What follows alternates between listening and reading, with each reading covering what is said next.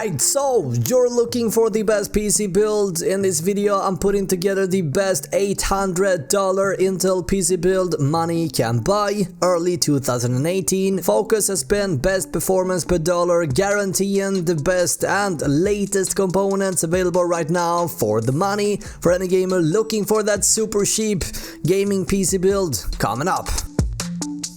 Welcome back my friends, Robin here on Chips Media, bringing you the best tips and tools for gaming. On this channel you'll find PC components, tech gadgets and console accessories, as well as product reviews. If you're interested in that, consider subscribing. In this video we're looking at the best $800 Intel gamer PC build early 2018. With that said, let's get started. Building your own computer is one of those things that to many people sounds complicated and challenging at first, but then turns out to be the complete opposite, something that most people find a fun experience. With the crypto mining hysteria going on right now, prices on graphics cards for gamers has gone through the roof completely, where in some cases you have to pay as much as triple the MSRP. Prices on RAM has been going up as well. However, that doesn't stop us. Today we are gonna be focusing on the best $800 Intel PC build money can buy in early 2018. With these components you should be able to play most games out there on high settings in 1080p, where in some titles you should be able to go as high as 1440p depending on what specific games we're looking at. Obviously for 4K gaming, however, stay tuned for another video on that. Links to each component can be found down below, starting with the CPU. Now for this specific Intel build I decided to go with the brand all new Core i5-8400 non-K model. The non-K models means that the multiple is locked, which disallows you from overclock and ramp up the clock speed. Now because it's a locked down processor, the clock speeds are what they are. Now all the games will find this CPU more than enough. However, this is Intel's latest 14nm Core i5 processor, launched in Q4 2017 from the Coffee Lake family, and this is the first Core i5 to bump up to 6 cores and 6 threads with a base frequency of 2.8 and a turbo that ramps up all the way to 4 GHz under load. Now thanks to Intel's high IPC instructions per cycle and high single core clock speed frequency, it's been shown through benchmarks over and over that Intel has a small advantage in games compared to AMD's Ryzen, codename Summit Ridge, whose IPC is a little bit worse. That is, however, understandable. But we need to remember we are talking a few percentage here. Some games will always be more CPU dependent than others. World of Warcraft is a classic example where Intel's CPU typically performs a bit better. Anyway, this is a fantastic CPU thanks to the 6 core and 6 threads together with a fast RAM, which we're gonna talk about in just a sec. You will be more than ready for whatever the gaming scene holds for you in the future as well. Oh, the graphics card. Wow, guys, I gotta say, I used to turn into a naughty schoolgirl every time I get to talk about graphics and the latest in the scene of graphics cards. I guess the mining apocalypse have been nibbing on me as well, because boy, these prices on GPUs are nuts. Gotta just wanna wake up from this nightmare now. Guys, I'm actually sitting here pinching myself. Is that weird? Anyway, we need to move on. Let's pray for better GPU prices soon. Anyway, now I'm not a fan of buying used electronics, mainly because I'm a sucker for long warranties and the smell of new technology. Now I'm not saying you shouldn't buy used graphics cards. Frankly, right now that might just be the wisest decision till we see better prices, but I rather buy new, so I went with the GTX 1060 3GB for this build. For $280 US, you get a GPU capable of running most games in 1440p with textures being left on low to medium due to the lack of VRAM. Now if you're fancy and wanna save a few dollars by buying a used graphics card, I recommend jumping over to eBay and look for cards like the GTX 980 Ti, which you should be able to find for just about the same price. Just be aware of the rights and warranty see when buying on the used market. Anyway, the GTX 1060 is a great GPU, and Gigabyte has done a great job putting it all together with this dual fan setup and backplate on the back.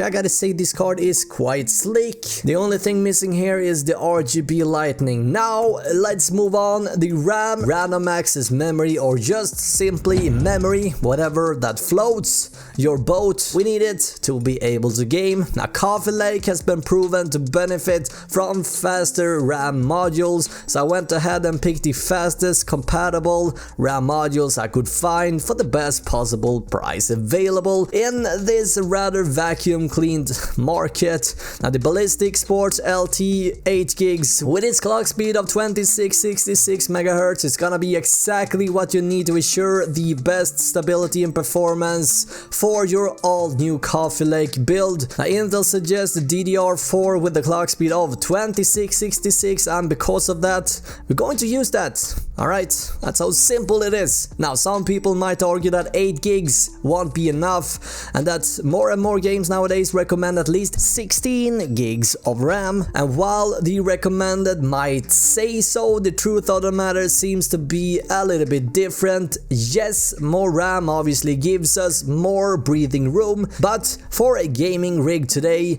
when price is on, RAM is through the roof completely, 8 gigs will serve you well. Linus Sebastian over on LTT did a video a little while ago where they tested exactly what I'm talking about right now, and the conclusion was that 8 is fine in most cases. Now if you want to learn more, you can find that video down in the description as well. With that out of the way, time to present the mother of the mother and the sort of glue that holds everything together. I'm obviously talking about the motherboard. Again, when it comes to the components, it's important that they work all together. Now the components that I've been cackling about are therefore 100% tested and compatible with each other. And now for motherboard, I obviously went with the latest 8th generation Coffee Lake chipset, the Z370, which offers the latest in technology there is, including Intel's latest Optane and support for two-way crossfire, M.2, 4x SATA 6. We got RGB fusion as well as tons of I/O such as HDMI out and USB 3.1.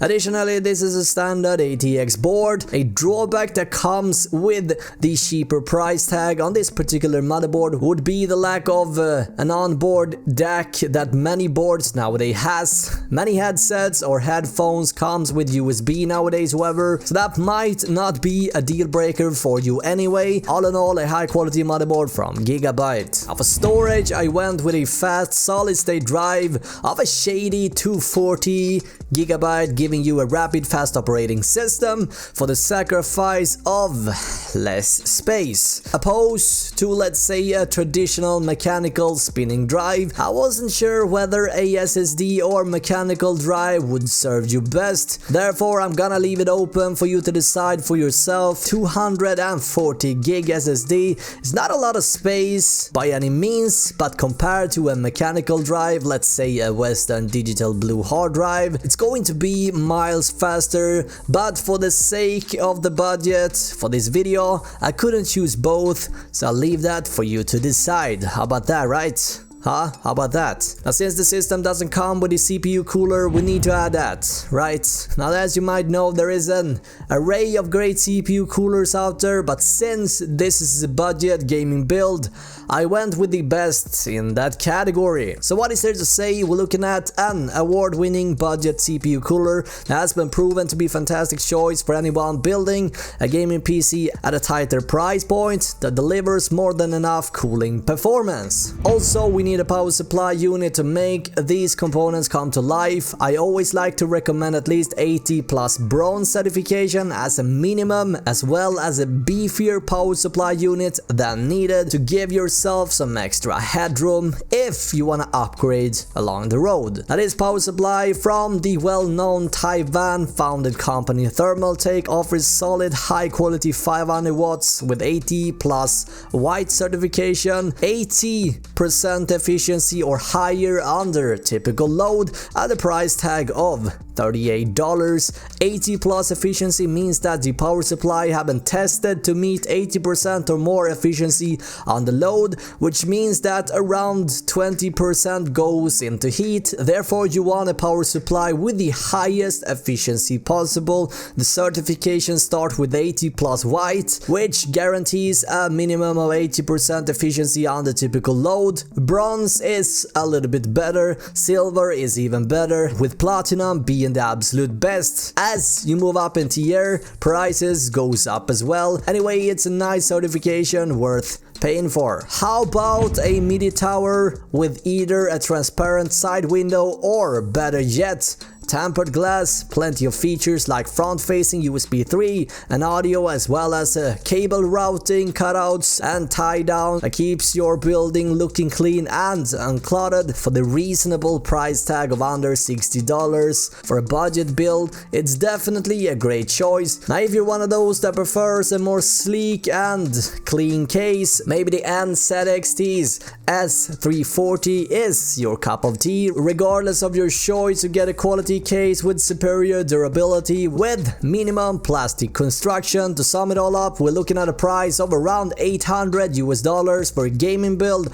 At this price, you get a ton of value for anyone looking for a cheap Intel gaming build during the crypto mining madness. Now, speaking of which, what is your opinion on the whole crypto mining thing going on right now? Are you a fan or a hater? Guys, share your thoughts. Now, on this channel I cover a variety of gaming related peripherals, tech, console and PC components such as headset, headphones, mics, monitors and so on. Recently I listed the best budget gaming mice as well as the best mechanical gaming keyboard. Link to those videos can be found down below. With that said, who am I to talk about this? Well, first off, I've been a gamer since I can remember. I'm a tech junkie. I also worked in the gaming peripheral scene in the past. I also built an overclock computers for 12 years. And I've been a content creator for 3. Now, there's a ton of videos just around the corner for you guys. If you're looking for the best budget monitor, headset, keyboard, headphones, mousepad and more, consider subscribing. Also, don't forget to tap the bell icon so that you don't miss out on any uploads on my end. Thank you so much for watching this video. My name is Robin on Ships Media. Until next time, guys, have an awesome day, alright? Bye!